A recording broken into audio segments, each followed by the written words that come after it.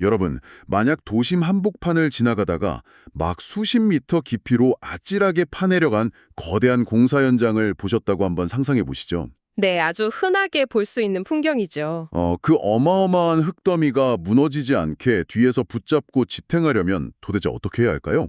상식적으로 생각하면 땅속 깊숙하게 아주 길고 튼튼한 닷, 그러니까 어스앵커를 박아 넣을수록 더 안전할 거라고 믿으실 겁니다. 무거운 걸 매달려면 못을 깊게 박아야 하는 것처럼요. 맞아요. 다들 그렇게 생각하잖아요.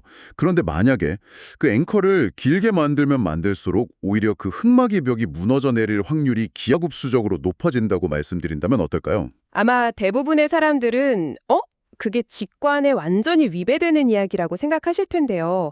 하지만 오늘 우리가 살펴볼 자료가 바로 그 무서운 신실을 낱낱이 파헤치고 있습니다. 네, 오늘 우리가 딥다이브할 자료는 이 보이지 않는 영웅인 어스앵커의 숨겨진 치명적인 위험을 다룬 13장의 슬라이드 보고서입니다. 제가 이 복잡한 공학 자료를 아주 빠르고 정확하게 소화해 보겠습니다. 좋습니다. 이 문건은 그 단순히 공학 지식을 나열한 게 아니거든요. 우리가 당연하게 믿고 있던 다다익선이라는 안전의 상식이 어떻게 한순간에 무너질 수 있는지 보여주는 서늘한 경고장이기도 하죠. 그럼 도대체 왜 길게 박을수록 위험해지는 걸까요? 그 이유를 알기 위해 먼저 1번과 2번 슬라이드를 보시죠. 여기에 우리가 당연하게 믿고 있던 신화와 현장에서 벌어지는 진실이 대조되어 있습니다. 2번 슬라이드의 돋보기 그림을 자세히 들여다보시면 이 문제의 핵심이 아주 직관적으로 나타나는데요. 네, 보통 대중들이나 심지어 일부 실무자들조차 앵커선을 팽팽하게 당기면 그 주변 흙 전체가 동시에 힘을 받아서 꽉 버텨줄 거라고 가정합니다. 줄다리기 할 때 여러 명이 동시에 으쌰으쌰 버티는 상황을 상상하는 거죠. 저도 당연히 그럴 줄 알았어요.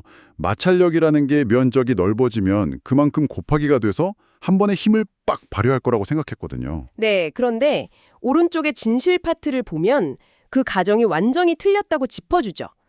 전체가 버티는 게 아니라 힘을 받는 입구 쪽, 그러니까 두부 측부터 파괴가 시작돼서 깊은 곳으로 순차적으로 무너져 내린다는 겁니다.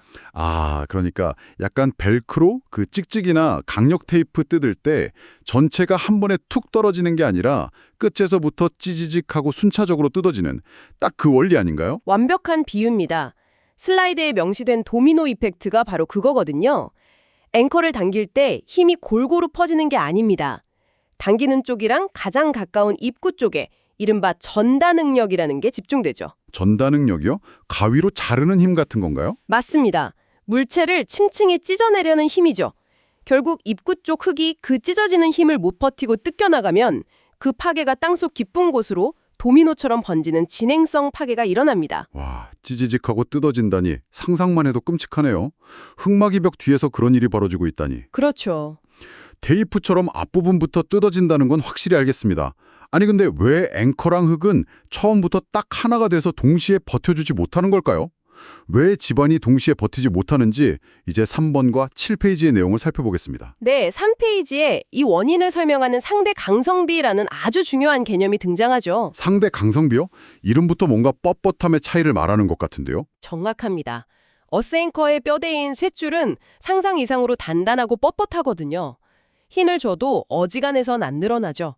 반면에 주변을 감싸는 그라우트나 흙은 철에 비하면 마치 스프링이나 젤리처럼 무르고 유연합니다.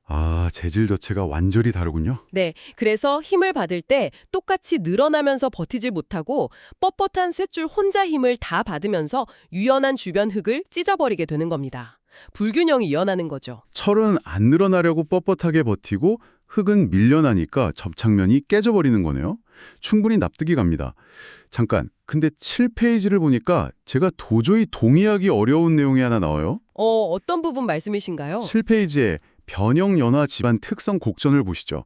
여기 보면 느슨한 모래보다 조밀한 모래가 그리고 무른 점토보다 단단한 점토가 이 진행성 파괴에 극도로 취약해진다고 나와 있습니다. 네, 맞습니다. 아니 상식적으로 여러분 두부처럼 무른 땅보다 돌덩이처럼 단단한 땅에 앵커를 박는 게 훨씬 꽉 물어주고 튼튼한 거 아닌가요? 왜 단단한 흙이 파괴에 더 취약하다는 결론이 나오는 겁니까? 아주 예리하고 훌륭한 질문입니다. 실제로 현장 엔지니어들도 단단한 땅이 무조건 좋을 거라고 맹신하곤 하거든요. 근데 그래프를 다시 한번 자세히 들여다보시죠. 단단한 흙 그래프는 산봉우리처럼 위로 뾰족하게 솟아오른 구간이 있습니다. 네, 처음에는 확 솟아오르네요. 맞아요. 처음엔 흙 입자들이 톱니바퀴처럼 맞물려서 엄청난 최고점 저항력을 발휘합니다. 꽉 물고 안 놔주는 거죠. 근데 문제는 그 한계점을 단 1mm라도 넘어서는 순간입니다. 톱니바퀴가 부서지는 건가요? 그렇죠. 구조가 와르르 깨지면서 저항력이 바닥으로 곤두박질 칩니다. 이게 바로 변형연화 현상이에요. 롤러코스터 낙하 구간에 비유하면 아주 쉽습니다. 아, 롤러코스터요? 네. 단단한 흙일수록 롤러코스터 정상은 어마어마하게 높아요. 하지만 정상에서 떨어져서 도달하는 바닥의 높이, 즉 잔류 강도는 흙이 단단하든 무르든 결국 다 비슷하거든요. 와, 그럼 정상 높이가 높았던 단단한 흙일수록 밑으로 떨어지는 낙폭이 엄청나게 크다는 뜻이네요. 바로 그겁니다. 낙폭이 크다는 건 흙이 부서질 때 주변으로 뿜어내는 충격파가 그만큼 거대하다는 뜻이에요. 이 충격이 옆에 있는 집안을 연쇄적으로 타격하니까 도미노 붕괴가 훨씬 빠르고 치명적으로 일어나는 겁니다. 세상에, 높이 올라간 만큼 떨어질 때 충격도 파멸적이군요. 단단하다고 무조건 믿었다가는 임계점을 넘는 순간 그야말로 대참사가 날 수 있다는 거네요. 그렇습니다. 그렇다면 이 파괴가 구체적으로 어떻게 진행되는지 다음 4번, 5번, 6번 슬라이드를 연속해서 보시죠. 시간 흐름에 따라 3단계로 일어난다고 되어 있네요. 네, 아까 말씀하신 테이프 뜯어지는 현상의 시간순 버전입니다. 4번 슬라이드의 1단계는 초기 응력 집중 상태예요. 입구 쪽에 찢으려는 힘이 급격히 쏠리면서 그래프가 뾰족해지죠. 아직 뜯어지기 1초 전에 팽팽한 긴장 상태군요. 맞습니다. 하지만 5번 슬라이드의 2단계, 국부 파괴 및 전이 단계로 넘어가면 결국 입구 쪽이 버티지 못하고 항복해버립니다. 흙이 부서지는 거죠. 롤러코스터가 드디어 떨어졌네요. 그럼 거기서 버티던 힘은 허공으로 날아가나요? 아니잖아요. 누군가 대신 짊어져야 할 텐데. 정확합니다. 그 힘은 아직 파괴되지 않은 깊은 곳의 흙으로 우르르 몰려갑니다. 이걸 응력전이라고 하는데요. 슬라이드 보시면 붉은색 산봉우리가 입구에서 안쪽으로 쑥 이동하는 게 보이시죠? 부서지고 힘 넘기고 또 부서지고. 찌지직하고 테이프가 계속 뜯어지는 그 과정이군요. 그럼 마지막 6번 슬라이드, 3단계에 도달하면 어떻게 되나요? 3단계 진행성 파괴 완료입니다. 산봉우리가 고정장 끝까지 가버리면서 전체 저항력이 바닥을 치는 잔류 강도 상태에 빠져요. 여기서 가장 소름 돋는 게 저 붉은 글씨입니다. 설계 인장력 미달. 설계 인장력 미달이요. 잠깐만요. 그러니까 엔지니어가 안심하십시오. 이거 100톤 거뜬히 버팁니다 하고 설계했는데 실제로는 막 70톤, 60톤만 땡겨도 집안이 싹 다 무너져서 앵커가 쑥 뽑혀버린다는 뜻인가요? 비극적이지만 사실입니다. 왜냐하면 그 설계는 1번 슬라이드의 신화, 즉 앵커 전체가 동시에 힘을 받을 거라는 잘못된 환상을 바탕으로 계산된 거니까요. 실제로는 앞에서부터 뜯겨 나가고 있었는데 말이죠. 진짜 돈은 돈대로 들이고 시한폭탄을 심어놓은 거네요. 그렇다면 이 위험을 숫자로 어떻게 확인하죠? 이어서 8번과 9번 슬라이드를 보시죠. 네, 공학자들도 바보는 아니라 8페이지에 효율지수라는 공식을 도입했습니다. 기호로는 FE라고 하는데요. 복잡해 보여도 핵심은 간단합니다. 이론상 나와야 하는 100점짜리 저항력 대비 실제로 발휘되는 마찰력의 비율입니다. 아, 효율지수. 그러니까 결국 1.0에 가깝게 나와야 내 앵커가 자기 몫을 다 하고 있다는 거고 0.7, 0.6 이렇게 뚝뚝 떨어지면 앵커가 낭비되고 있다는 거군요. 네, 완벽합니다. 그런데 여기서 이 보고서의 가장 강력한 깨달음, 즉 9페이지 그래프가 등장합니다. 아, 저 9페이지 보고 진짜 뒤통수 맞은 기분이었어요. 우리가 보통 고정장이 길면 무조건 더 튼튼하겠지 생각하잖아요. 근데 저 그래프를 보니까 길이가 10m를 넘어가는 순간 효율지수가 배터리 방전되듯이 0.7 이하로 뚝 떨어지네요. 버티는 힘도 2배가 될 거라고 단순하게 생각하거든요. 그렇죠. 하지만 도미노 이펙트 때문에 앵커가 너무 길어지면 안쪽으로 힘이 제대로 전달되기도 전에 이미 입구부터 와르르 무너져 버려요. 물리적으로 상상해 보시죠. 거실에 깔린 엄청 거대한 카펫을 밖으로 뺀다고 앞쪽을 잡고 힘껏 당겨 보세요. 한 5m짜리면 질질 끌려오겠죠? 네, 뒤쪽까지 힘이 전달되니까요. 근데 카펫이 20m, 30m라면 어떨까요? 여러분이 아무리 앞을 세게 당겨도 저 뒤쪽 20m 너머는 미동도 안 합니다. 결국 힘을 못 견디고 여러분 손에 쥔 카펫 앞부분만 부국하고 찢어지게 되겠죠? 카펫 비유 진짜 확 와닿네요. 30m든 40m든 뒤쪽 10m는 힘을 하나도 못 받고 그냥 팽팽 놀고 있다는 뜻이잖아요. 맞습니다. 근데 놀고 끝나는 게 아니라 진짜 공포는 따로 있어요. 불필요하게 길면 앞부분의 응력이 갇혀서 빠져나가질 못하고 결국 전체 붕괴를 앞당기는 뇌관이 돼버립니다. 무작정 길게 박는 건 돈 낭비의 뿐만 아니라 무너질 구조를 정성껏 심어놓는 거라는 걸 수학적으로 증명한 거죠. 돈도 줄 테니까 20m로 튼튼하게 해주세요 했던 건축주들이 알면 진짜 기절하겠네요. 다행히 엔지니어링 대책이 있습니다.